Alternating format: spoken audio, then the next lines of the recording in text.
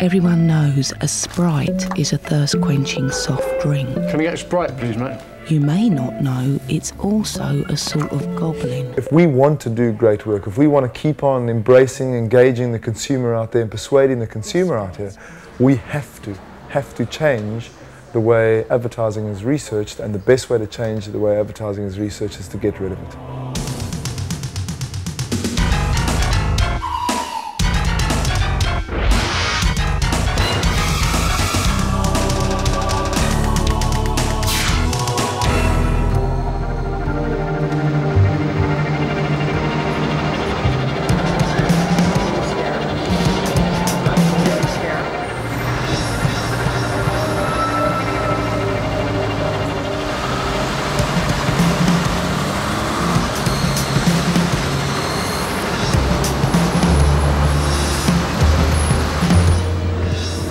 Advertising is an art, okay, that's what it is. It happens to be surrounded by science and by business, etc. But the core thing of sitting down and thinking of an idea and bringing it to life is art. Why do birds suddenly appear every time you are near? Just like me, they long to be close to you. La, la, la, la, close to you. We out commercials here, left, right and centre. Not just here, but everywhere around the world. Loads of stuff. Who the is this guy? I want to tell you what Lowe wants to make. And that is brilliant advertising. And advertising, I think the best way, we were chatting about it today, I think brilliant advertising is advertising that gets chatted around, positively around a dinner table all the time, no matter where it is, whether it's in Leeds, London. I mean, that to me is the kind of what makes great advertising.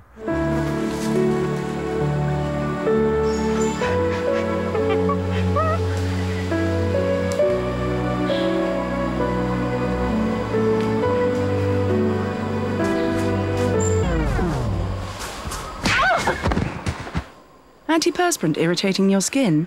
New Rexona Pro Balance is specially formulated to care for your skin. It's got a way to go, Lowe. I mean, it was once a very, very good agency, which has dipped down a little bit, which is now hopefully going to start coming up again. It's a natural life cycle, isn't it, you know? Kind of it lost its fitness a little bit, and now we're trying to get it back to being fitter than it ever was before. That's the goal, certainly.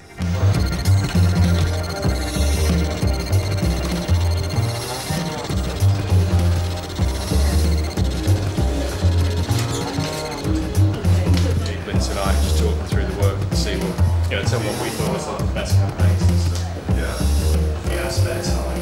Right, and these are all, If we're not careful, there's going to be 3 companies left in the world to produce the advertising. And those companies are going to be Millwood Brown, such and such research company, and such research company. Because right now what's happening with those guys is that, sure, they're very powerful and very, very good partners to have when it comes to learning about sort of people, markets, etc., getting feedback, but they're not good when it comes to judging advertising. I despise it. I despise it, and every single client that I meet knows how I feel about it. Arrow, please, mate. What's that? I don't know. Just comes with it.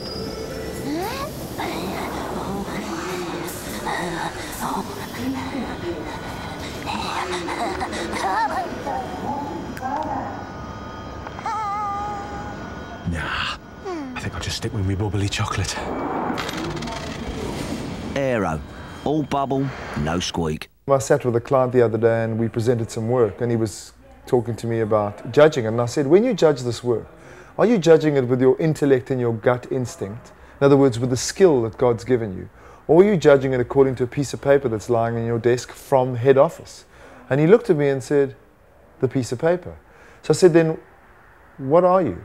Can you not be replaced tomorrow? Because, you know, you're not doing any work really, other than telling us to toe the line so that it fits in with that piece of paper. I've got some top people coming to my barbecue, so I need some of your top sausages. Certainly, madam. What about our award-winning pork and leek or finest Cumberland ring? Perfect for the Barrington Smythes. But Mrs. Green and her husband, he only works at the bank. Something a bit less posh. These pork and bacon sizzlers. Lovely. Now, for my son-in-law... These thick pork sausages. Oh, no. What about those little chipolatas? At Tesco, we try to ensure that everything we sell is at the highest quality across our whole wide range. Excellent sausages, Mrs. Turnbull. Oh, no, Vicar, that wasn't for you, no. That one was for you. Mrs. Barrington Smythe, you've got the wrong ones too. Oh, dear, oh, dear. Tesco, every little helps. The line "Every little helps" catapulted them into the limelight, and it gave them it was a clarion call, so that they could actually live up to something.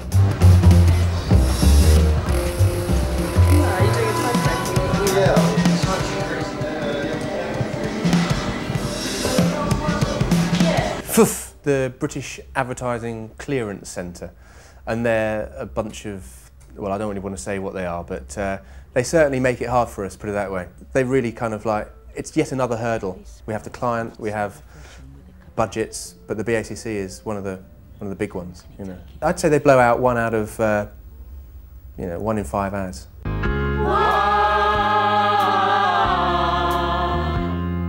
Close to you.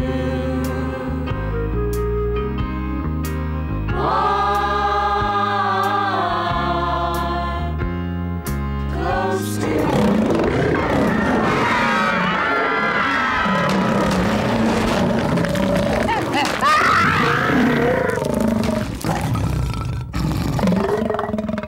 We want all our clients to love us, but respect us even more than they love us, which means that, you know, when we come to them with not controversial, when we come to them with a risky idea, they go, "We trust you."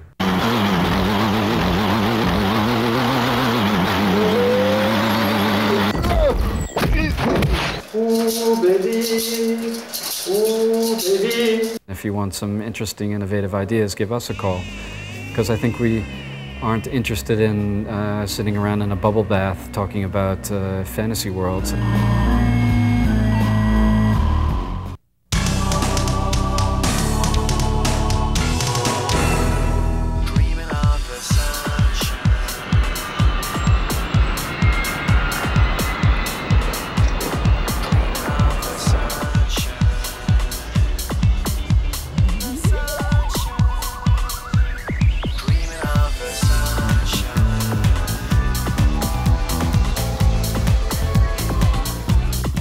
Beyond this small doorway in the heart of Amsterdam lies a world of mystery.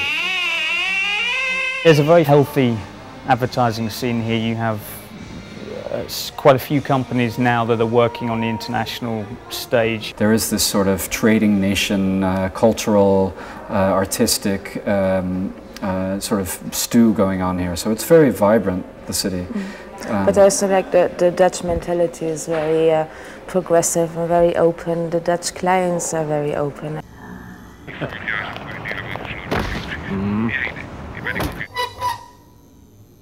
The turnaround of productions is quite quick here, because it's a much smaller media landscape, the Netherlands.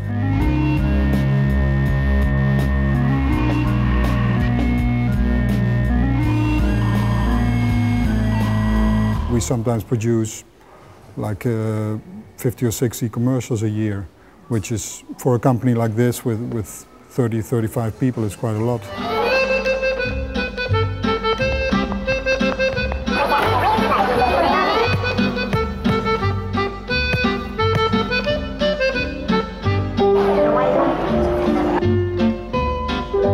We're very stripped down in a way. We don't have long, lengthy conference calls or meetings. Some clients we did, for instance, about 150, 200 commercials for, but we never had one PPM, or that's pre-production meeting. I don't even know the word anymore almost. Hallo beste kijkers, welkom bij de slanke weken van bol.com. This agency tries to strive for quick decisions. A lot of the things we make here is done on gut feeling.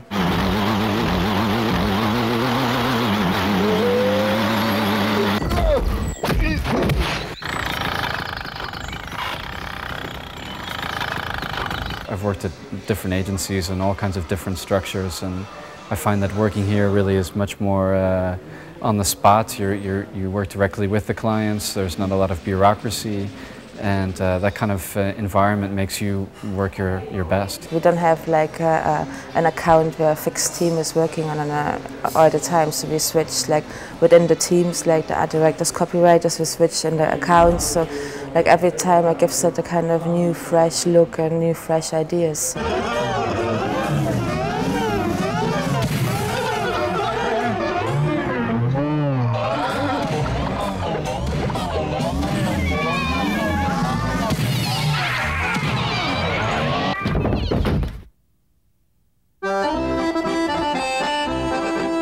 It's probably the most famous horrible hotel in Europe, I think, at the moment. Hans Brinker Budget Hotel, Amsterdam. It can't get any worse.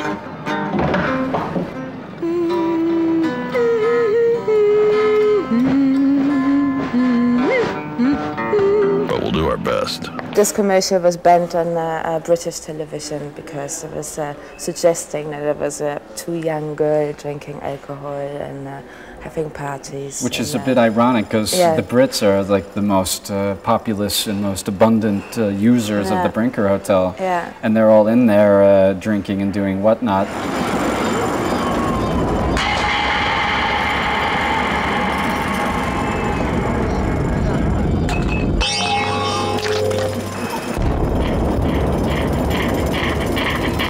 It's really funny how when you make something that really hits the truth in sort of a funny way, how many you know, toothaches come out. Hoe groot ik in de toekomst ook mag worden, maak je geen zorgen. Ik blijf dezelfde ben. Ik ben mezelf. In theory, we all know the word brand personality and it's been used a lot, but this is, I think, the first brand that actually did it and behaved and talked like a person, made promises like a person. Everybody knows situations where he or she found himself, you know, struggling with the phone or being phoned at a very awkward time, or, you know, can't find the phone. You know, there's a lot of humor, I think, in the relationship between a person and his phone. So we try to emphasize that also in the campaign.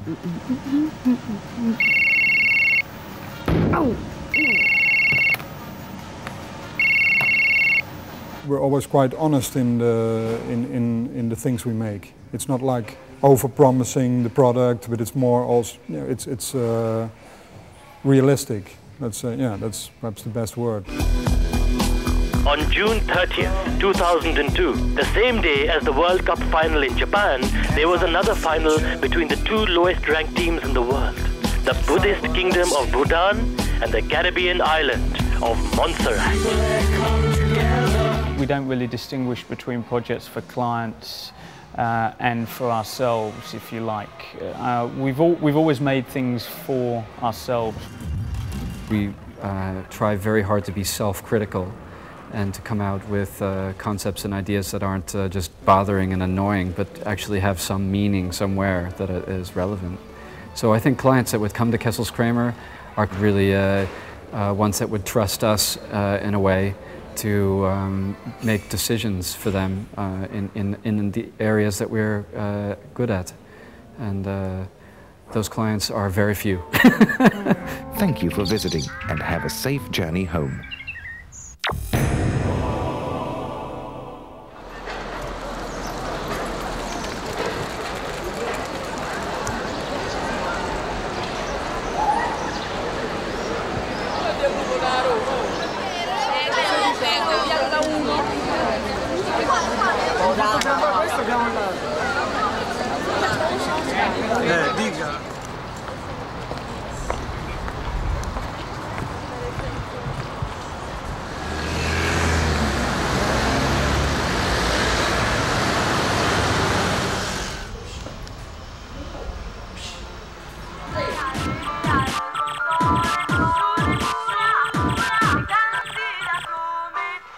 MediaTV, it was born in 1999, and it comes from the experience of the different groups working on independent radio, working on street theater, and working on video in a professional way, and also coming from subversive telematic, so from the internet.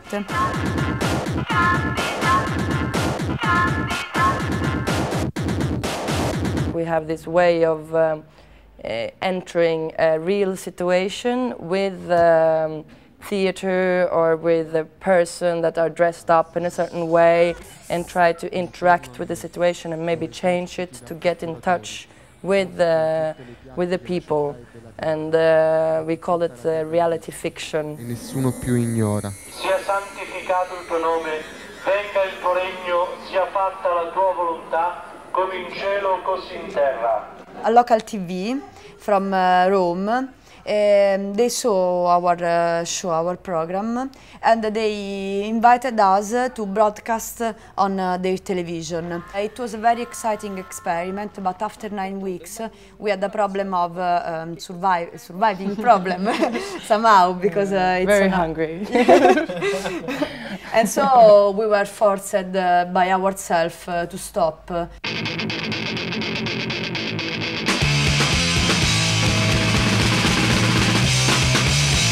It was an exchange. They gave us the space, we gave them the content, so no money in the middle of this exchange.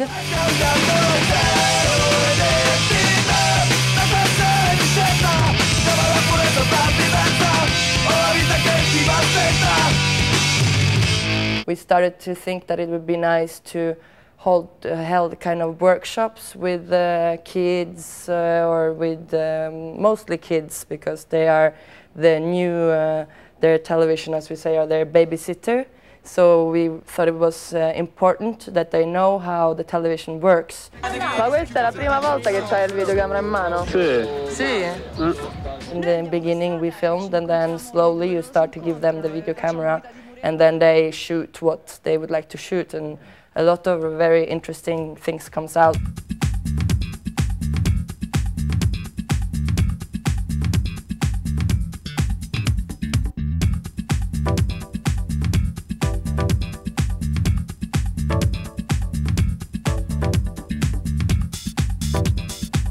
Our idea with MediaTV was to have a kind of public access TV, because we looking at other countries, we found out that Italy is one of those who doesn't have that opportunity.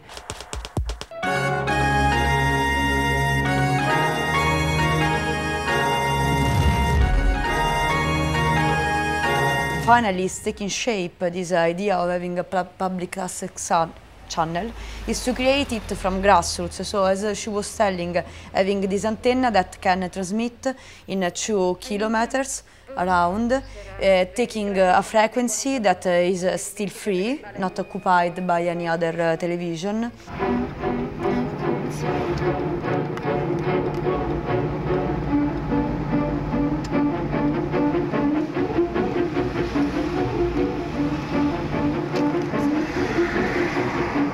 We just have to find out how much is the pollution of the antennas, because Rome is full of it, so we have to measure a little bit.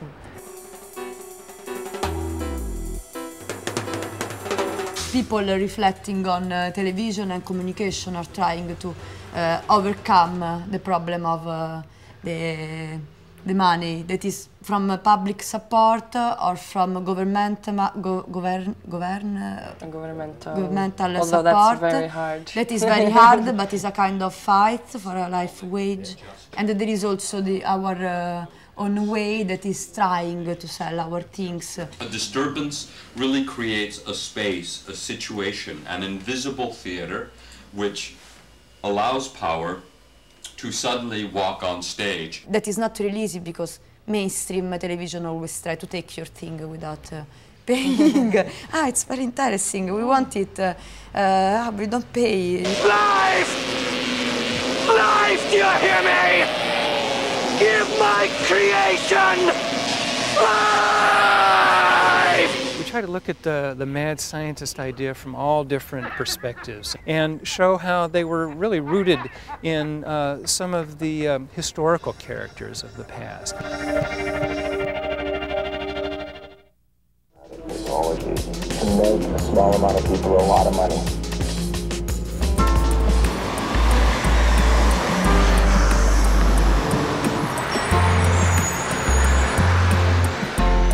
The Bakken is a museum of electricity and life. The original building dates from 1929, and it was built by a wealthy gentleman, and apparently tried to woo a young lady to marry him and built this house for her, but it didn't work. But it was purchased in the 1970s to house the museum and library.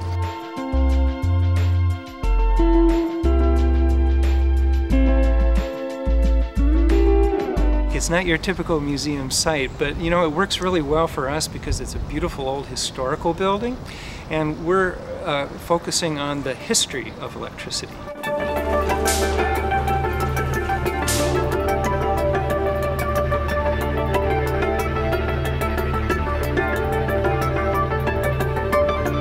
The purpose of these photos was to interest the American print media in doing stories on science.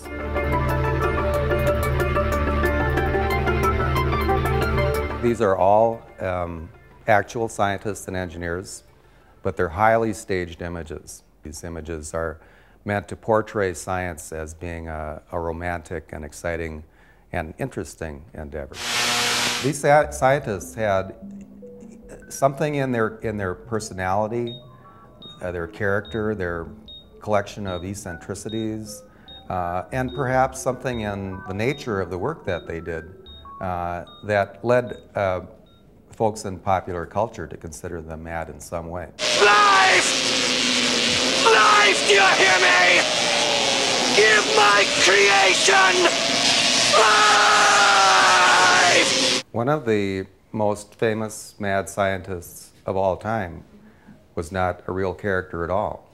He was a creation of Mary Shelley, and his name was Dr. Victor Frankenstein. We've taken the story of Frankenstein to heart because it fits so well into our portrayal of the use of electricity in medicine.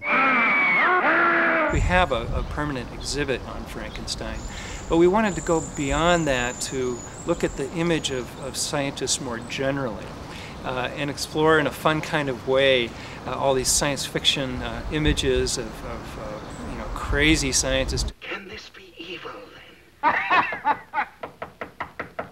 We solicited this art as part of a mail art project to find out what artists around the world think when they hear the phrase mad scientist.